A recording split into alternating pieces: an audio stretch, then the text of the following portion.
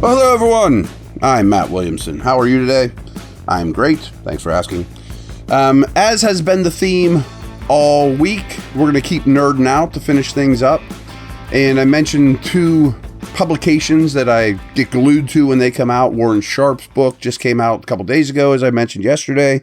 And formerly Football Outsiders, Aaron Schatz, FTN, just put theirs out as well. And as I was reading, I read the Steelers chapters right off the bat.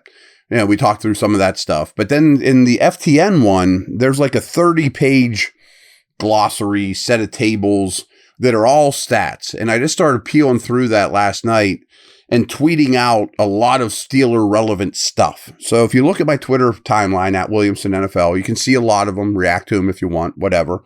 But I thought we'd go through a bunch of my observations. They're pretty random. They're not all one specific thing, but they're all Steeler related. And I guess this one isn't Steeler related, but it is now, is Russell Wilson. So last year, and remember, he didn't play the last two games of the year for Denver. He had the third most knockdowns. Well, what's a knockdown?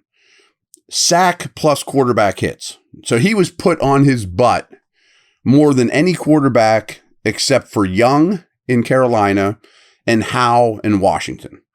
And he was also third in terms of percentage of knockdowns per pass attempt. Well, why do we care about that?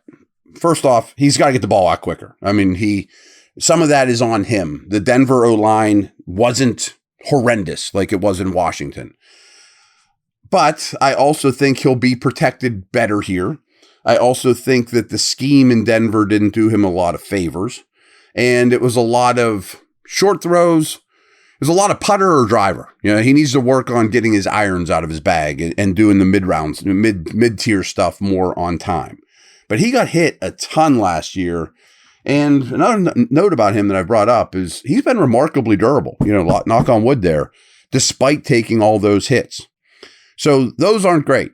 But he was also 8th in the entire league in quarterback completion percentage over expected. And I think we talked about that earlier, like a week or so ago, in terms of when you attempt a pass in this down and distance to this precise area of the field, league average completion percentage is the expected. Well, he was 8th best in that. So it's not just your completion percentage, but it's also how hard it is to complete those passes. He was also, this was kind of interesting too, and it's one of the benefits of throwing deep that I think will translate here, especially with George Pickens. Of all the quarterbacks in the league, Wilson had the 4th most yards gained by defensive pass interference calls. So, but I should have the yardage in front of me. I don't. I mean, it's between 100 and 200 yards, but still, that's a lot over the course of the year of yardage that doesn't show up in the box score, not on the back of his football card, that they still achieved as a passing game. So he was 4th most in those type of yardage. All right, that's what I got on Russ. Dan Moore, not so great. So he allowed the 8th most pressures. Now, I don't love pressures as a stat because, what exactly is a pressure? But we're in the ballpark at least, you know what I mean? But of all the offensive tackles in the league, Moore allowed 44 pressures, and that was the 8th most. Not great. I'm sure that doesn't surprise you. Worse is he was the 3rd highest pressure rate allowed. So on passing plays, Moore allowed a pressure on 8.2% of dropbacks that he was on the field. It's really bad. And that's really bad. And again, maybe pressures aren't an exact stat, but even if it's only 7, or heaven forbid it's up to 9, that's still really bad. So it probably doesn't shock you, but he's probably not going to be a starting tackle anymore either. BetOnline is your number one source for all your summer sports this season, from Major League Baseball, golf, and so many more. All the latest stats, news, and scores available to follow your favorite teams. Get the latest odds and lines, including the latest team matchups, player props, and odds on just about every sport out there. Head to the website today or use your mobile device to get in on the action. Bet online, where the game starts.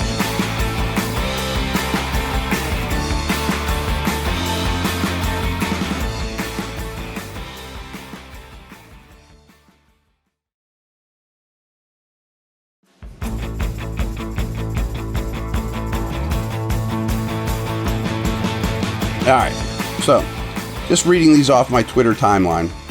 We all know Joey Porter Jr. was awesome as a rookie. But there is one thing that he needs to clean up, and it also goes to his usage. But L'Jarius Sneed, who was maybe the best corner in the league last year for the Chiefs, that got traded to the Titans for second-round pick, big money guy, was the only defensive player in the whole league that had more penalties than Porter. And Sneed played a lot more snaps than Porter. So you're going to get penalties playing a lot of man coverage, especially against stud receivers. But he was second in the league in terms of a number of penalties taken. So, something to keep an eye on. We've talked a ton about Tomlin, one-score games, all those things. And I do believe, and I'm not going to harp on it too much, we've talked about this a lot, that he's better at one-score games than most. However, I didn't realize this until looking at the book that came out.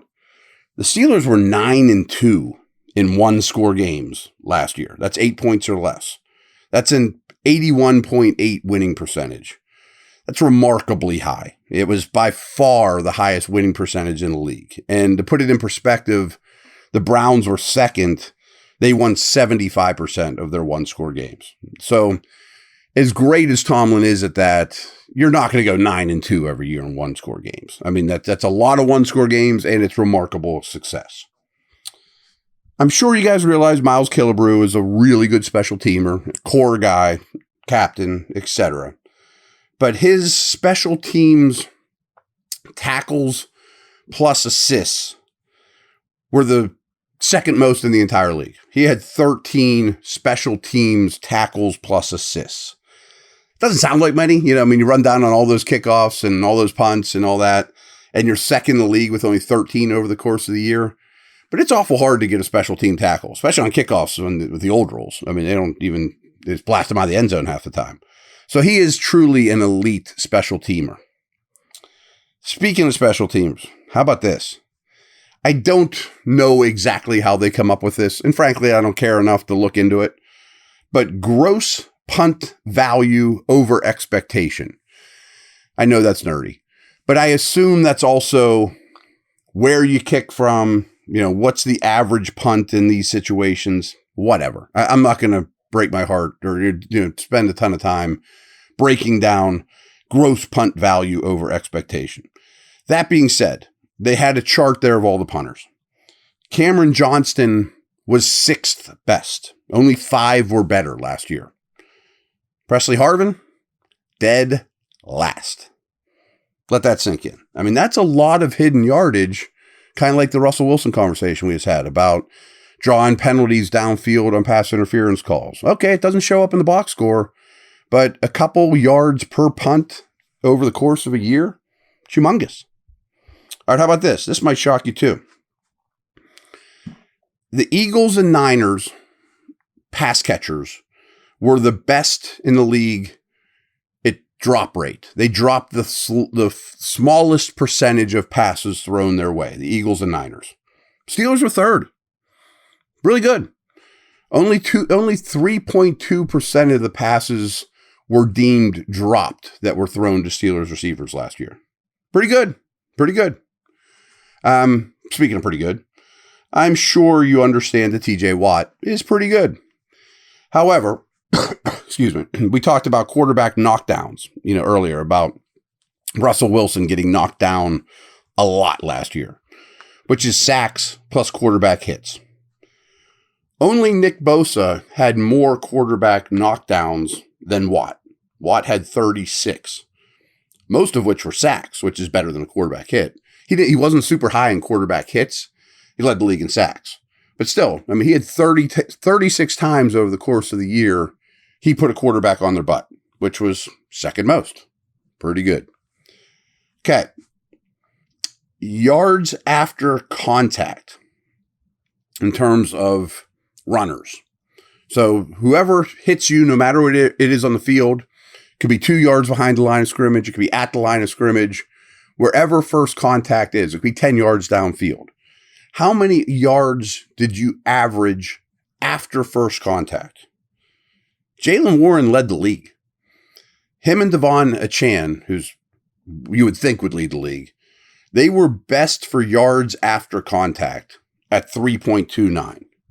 So first contact could be a huge defensive tackle blasting you. It could be a cornerback getting a fingernail on you, but still, you were contacted by an NFL defensive player. And on average, after whatever that contact was, you're able to gain well over 3 yards on average. Pretty great.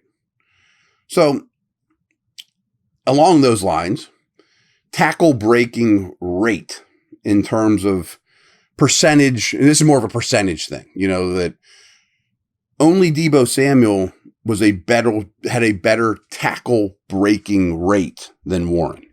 He's a heck of a player, man. So along those lines, sticking with the same theme, he broke 67 tackles on the year. That was 5th most amongst running backs. The other 4 all had way more touches than him. Really good. Well, where's Najee? Pretty good too. He was 12th on the list. Obviously, he had more opportunities than Warren, but he broke 56 tackles compared to 67 for Warren. But again, that was 5th and 12th best of any running backs out there. Along those lines, they were, as a team, this shocked me. I mean, I knew those 2 were good tackle breakers, but I guess Pickens is as well. The Niners and the Steelers broke at least 1 tackle on 19.4% of their offensive touches. It broke at least 1 tackle, basically 20%. 1 out of 5 times a tackle or more was broken by the Steelers and Niners, tied for best in the league. How about that? You know what I mean? Last one I got for you. And this, I think, will change dramatically, and their offseason moves indicate that they're very aware of it.